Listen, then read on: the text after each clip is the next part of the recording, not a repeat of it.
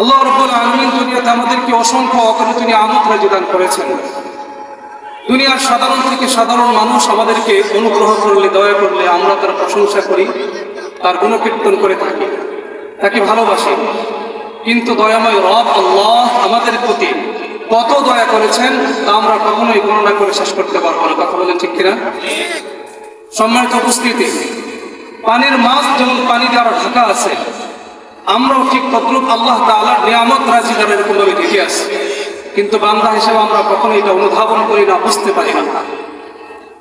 আল্লাহ রাব্বুল আলামিনের এত নিয়ামত আমরা ভোগ করছি, আকাশের তারকারাজি গুণে শেষ করা সম্ভব, যদিও অসম্ভব, যদি ধরে নেই যে সম্ভব। বৃষ্টির ফুটা গুণে শেষ করা সম্ভব, কিন্তু আল্লাহ তাআলার নিয়ামত রাজির প্রশংসা গণনা আমরা শেষ করে সম্ভব করতে পারবো না। কথা বলেন ঠিক কিনা? শেষ করা সম্ভব নয়।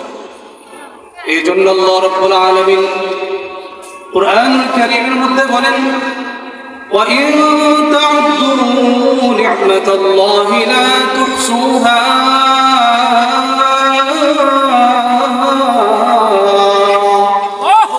আল্লাহ রাব্বুল আলামিন বলেন, বান্দা আমি কি তোমাদেরকে অসংখ্য অগণিত নিয়ামত দান করি নাই? আলাম নাজআল লাহু আইনাইন ওয়া লিসানান ওয়া শাফাতাইন ওয়া হাদাইনাহু লিন-নাজদাইন। আল্লাহ রাব্বুল আলামিন বলেন, বান্দা আমি কি তোমাদেরকে দুটি চোখ দেই নাই? আমি কি তোমাদেরকে কথা বলার মতো বাক শক্তি দান করি নাই? ও প্রিয় ভাইরা আমার, বাবাজিরা আমার, জোরে করে বলবেন, আমার সাথে উত্তর দিবেন, আমাদের চোখ কে দিয়েছে? জোরে বলেন, কে দিয়েছে? আমরা এই চোখে আল্লাহ তাআলা আমাদেরকে যদি না দিতেন, পৃথিবীর কোনো ডাক্তার, পৃথিবীর কোনো সায়েন্স, কোনো বিজ্ঞানী আমাদেরকে চোখ দান করতে পারতেন না। কথা বলেন ঠিক কিনা? পৃথিবীতে এমন অনেক মানুষ আছে আমার আপনার মতো দেখতে সুন্দর, স্মার্ট, তার চোখের মধ্যে কালো পত্রিকা পর্যন্ত আছে, কিন্তু ওই ব্যক্তিটা চোখে দেখে না। এরকম আছে না নাই? এরকম অনেক মানুষ আছে, কথা বলতে পারে না, দেখতে সুন্দর, চলতে পারে, সব সুন্দর, কিন্তু আল্লাহ রাব্বুল আলামিন তার ওই বাক শক্তিটা দেয় নাই, যার কারণে সে মনের ভাব প্রকাশ করে কথা বলতে পারে না। ওই ব্যক্তিটা নিজের প্রিয় স্ত্রীর সাথে সুন্দর করে কথা বলতে পারে না। আল্লাহ রাব্বুল আলামিন আমাদেরকে এরকম অসংখ্য অগণিত নিয়ামত দান করেছেন। কেন আল্লাহ তাআলা আমাদেরকে এরকম অসংখ্য অগণিত নিয়ামত দান করেছেন? আল্লাহ তাআলা বলেন, বান্দা আমি তোমাদেরকে ভালোবাসি এবং তোমাদের থেকে আমি ভালোবাসা চাই। সুবহানাল্লাহ। আল্লাহ রাব্বুল আলামিন কুরআনুল কারীমের মধ্যে বলেন, চারটা কসম করে বলেন, ওয়াত্তিন, আল্লাহু আকবার, ওয়াসসাইতুন, আল্লাহু রিসিনিন, ওয়া হাযাল বালাদিল আমিন। আল্লাহ রাব্বুল আলামিন সূরাতুত তিনের মধ্যে এরকম চারটা কসম খেয়েছেন। চারটা কসম খাওয়ার পর মালিক ডাক দিয়ে বলছেন, লাকাদ খালাকনাল ইনসানা ফি আহসানি তাকওয়িম। আল্লাহ রাব্বুল আলামিন বলেন, মানুষ আমি তোমাদেরকে বড় আদর করে সৃষ্টি করেছি, বড় দয়া করে সৃষ্টি করেছি, বড় সুন্দর করে সৃষ্টি করেছি। মানুষকে আমি আল্লাহ তাআলা এত সুন্দর আকৃতি দিয়েছি।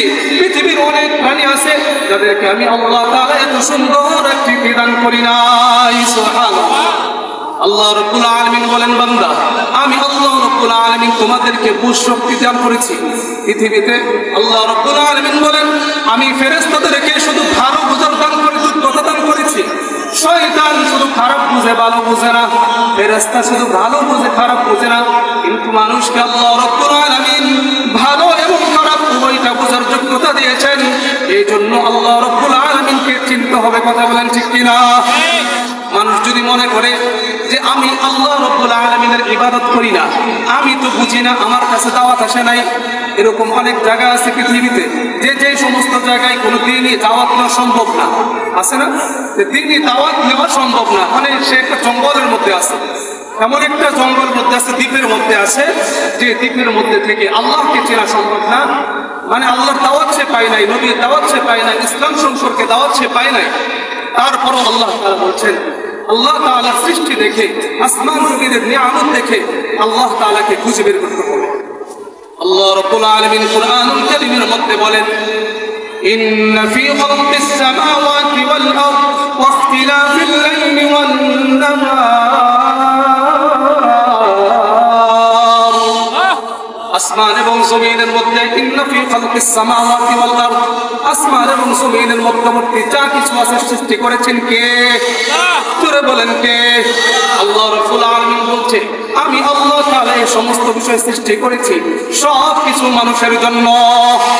এই জন্য আল্লাহ তাআলা বলেন, মানুষ তুমি যদি একমাত্র আমি আল্লাহ তাআলার হয়ে যাও, আমি আল্লাহ তাআলাকে পেয়ে যাও, শুনে রাখো, মান লাহুল মাওলা ফালাহুল কুল্লু, যে ব্যক্তি আমাকে পেয়ে গেল সে যেন সব কিছু পেয়ে গেল।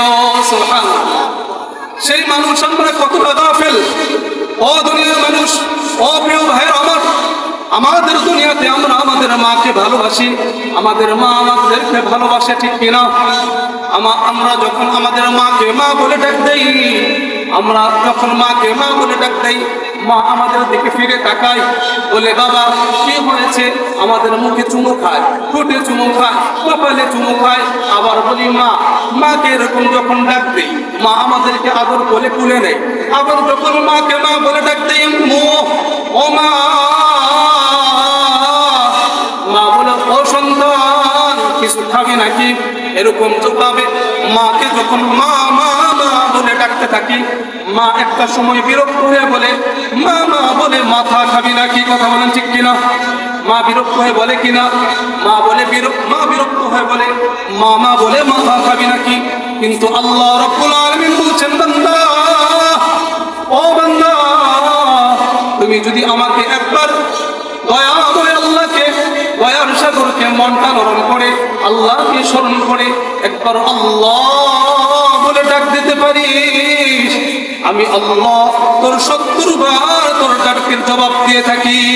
সুবহানাল্লাহ। আল্লাহ তাআলা বলেন, উদউনি আস্তাজিব লাকুম, ও মানুষেরা তোমরা আমি আল্লাহকে ডাকো, আমি তোমাদের ডাকের সাড়া দিব। সুবহানাল্লাহ। কিন্তু আমরা আল্লাহকে ডাকি না, আল্লাহকে ভুলে গিয়েছি। আল্লাহ রাব্বুল আলামিন এর জন্য আমাদেরকে স্মরণ করে বলেন, ইয়া আইয়ুহাল ইনসান মা গররাকা বিরাব্বিকাল কারীম।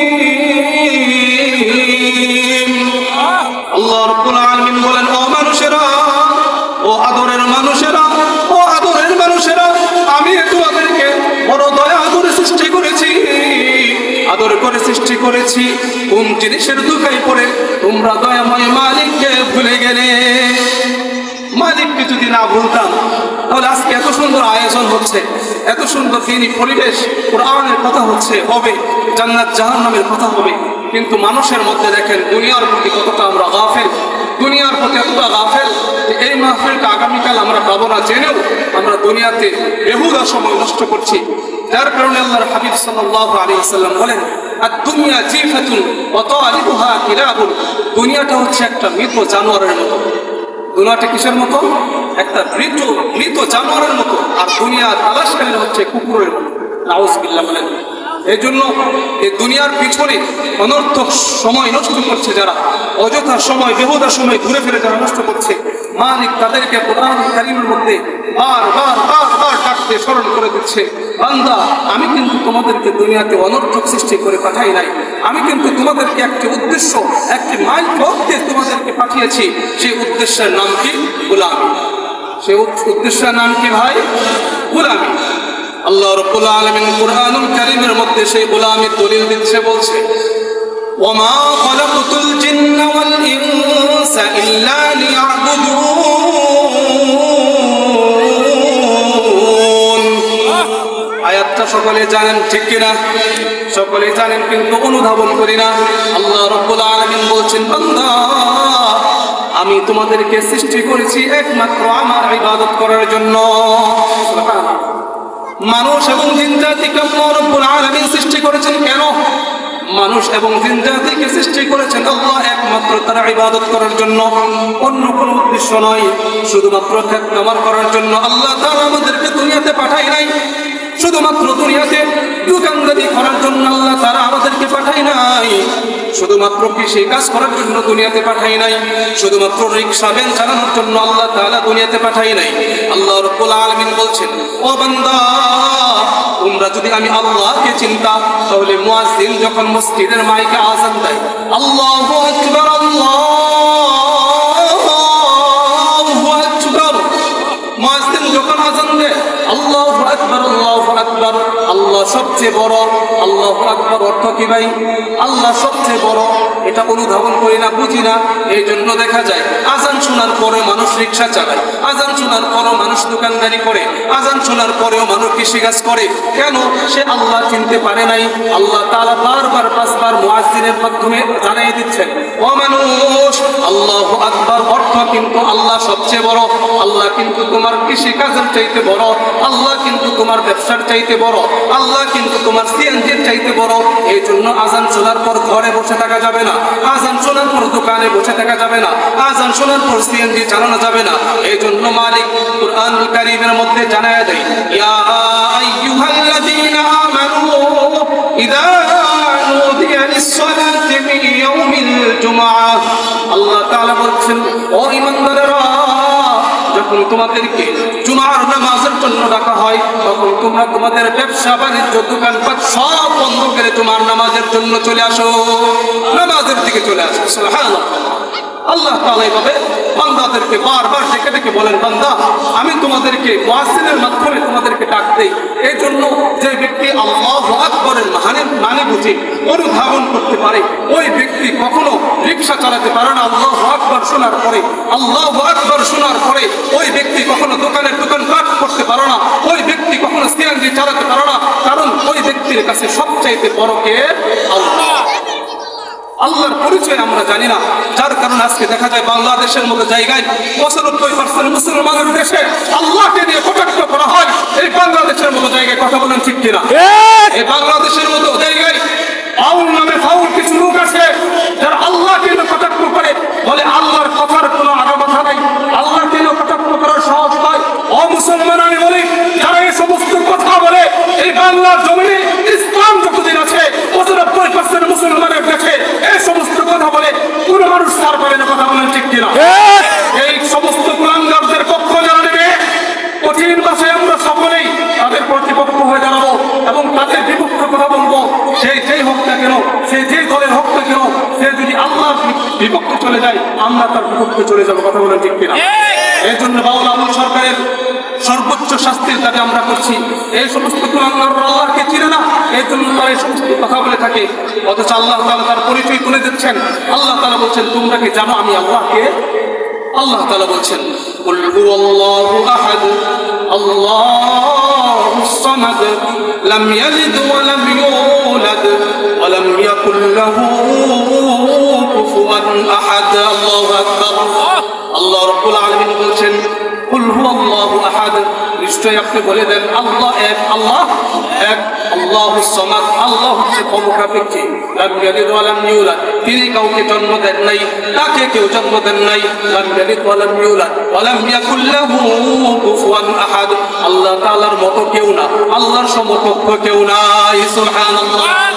শুধু তাই নয়, আল্লাহ তাআলা বলেন, ইন্না রাব্বাকুমুল্লাহুল্লাযী খালাকাস সামাওয়াতি ওয়াল আরদ ফি সিত্তাতি আইয়ামিন সুম্মা ইসতাওয়া আলাল আরশ।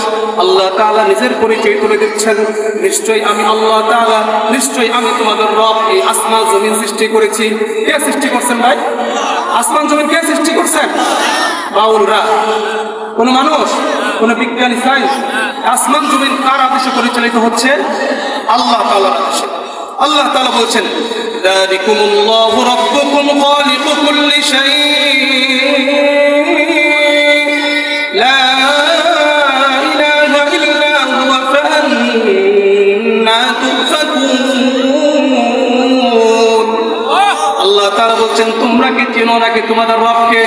আমাদের রব আমাদেরকে পরিচয় দিচ্ছেন তার। যালিকুমুল্লাহু রাব্বুকুম খালিকু কুল্লি শাই, তিনি হচ্ছেন তোমাদের রব, তিনি তোমাদেরকে সৃষ্টি করেছেন।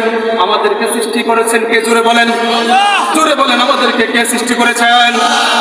আল্লাহ তাআলা বলছেন আমি আল্লাহ তোমাদেরকে সৃষ্টি করেছি, যালিকুমুল্লাহু রাব্বুকুম খালিকু কুল্লি শাই, এবং সমস্ত সৃষ্টি আমি আল্লাহ করেছি। যালিকুম রাব্বুকুম খালিকু কুল্লি শাই লা ইলাহা ইল্লা হু, আল্লাহ ছাড়া তোমাদের আর কোন ইলাহ নাই।